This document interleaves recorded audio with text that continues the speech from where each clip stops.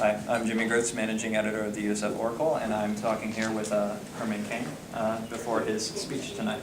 Yes. Okay, so the first question I want to ask was about your tour promoting Cain Solutions Revolution. Can you talk a little about what the experience has been so far going on the road? Going on the road and spreading the word about Cain Solutions has been absolutely exhilarating and exciting. Mm-hmm. People have connected with the idea of let's talk about solutions to our nation's problems and not just talk about the problems. That was what propelled my presidential campaign. So I made the decision that, well, why stop? Because even though I'm no longer pursuing the position of president, I'm still on a mission to impact in a big way some of the problems that we face in this country. I have now, this USF will be the 8th university campus I will have been on in the last 6 weeks. And I'm having a great time. I enjoy interacting with the students, and they get it. And that's what's so exciting. What do you think are the primary issues of concern for college students at this time of day? Primary issue of concern for college students is jobs, jobs, jobs. Will they be able to get a job when they get out of school? You can spend all this money to get a great education at a great university, and there's a question as to whether or not there are going to be jobs available, and that is a legitimate question. Because this economy is not growing, and businesses are not creating jobs at the rate that they could if we get government out of the way, if we reduce regulation, and more importantly, if we replace this insane, burdensome tax code that is holding the U.S. economy down. And what exactly in Cain Solutions Revolution do you think could serve as a corrective to those problems? I'm glad you asked. It's called 999. My economic growth and tax reform plan.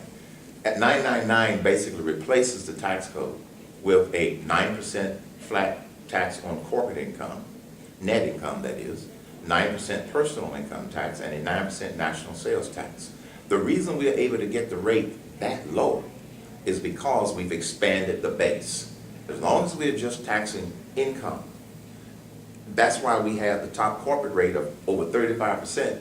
Which is the highest in the world now. Even Japan lowered their rate as of April 1st. And so our approach was, let's not just rearrange the chairs on the deck of the Titanic, let's fix the problem. And the problem has been around, are you ready for this? 99 years. Next year will be the 100th birthday of the tax code. And I have a birthday present for the tax code, which is why I'm working so hard through my grassroots Cain Solutions Revolution. And that is to give the tax code a birthday present in 2013 called Bye-Bye. When you said that you were coming to USF and the topic of your speech would be success of the journey, not the destination. At one point in your journey in the presidential race, you were briefly the front runner of the Yes. GOP election. Can you talk a little about what the time in your life and that experience was like? It was very exciting. And when I first made the decision to run for president, there were two things that really prompted me to make that decision. This was never a lifelong dream of mine to run for president of the United States of America. But having been a radio talk show host for over 5 years on WSB in Atlanta, I was more aware of the serious problems we face than I really wanted to be, and more aware than the average American is aware of just how bad our financial situation is, our debt situation is, our economic situation is. And all I saw coming out of Washington, D.C. was more non-solutions and the problems getting worse. Example, Congress has been talking about the problems with Social Security and Medicare for decades, but have done nothing to stem the tide. We've been talking about the growth of the national debt, which is now approaching $16 trillion, but nothing was ever done. People complain about our outdated tax code for decades, but they never fixed the problem. That was one of the main things that prompted me to say, okay, I'm going to go out and see if the American people really want to hear about some bold solutions. And you know what? It connected with the people, which is why I was able to begin to get to the top of the polls. I was at the top of the polls for the Republican primary for about 4 straight weeks and was building a much bigger gap because people were connecting with my non-conventional ideas about how we fix the problems in this country. Let's talk a little bit about your non-conventional ideas and your non-conventional speech style, particularly Pokemon 2000. Where did that come from in your speech? Back in 2000, when I was watching a summary reel of the 2000 Olympics, they used that song from Pokemon that starts with "Life Can Be a Challenge," and I thought that the song was written for the 2000 Olympics, but I was wrong. Shoot me. I later found out it was from the Pokemon movie. And when I first heard that song, I looked it up online and committed the words to memory because it was so inspiring to me.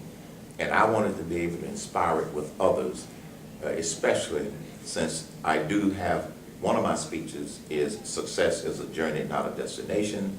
And at various times for different audiences, depending upon the audience, it's just apropos to challenge people with the words from Pokemon. So you're spreading the gospel of Pokemon? No, I'm spreading the gospel of prosperity and the gospel of success. And also in your speech style, would it be fair to say that you think that there should be less formality and more accessibility in politics? Yes, less formality in terms of how elected leaders communicate with their constituency. Many of them become politicized and politically correct because of what some people in the media do, what I call fly specking. They can take one word from an interview and turn it into a story.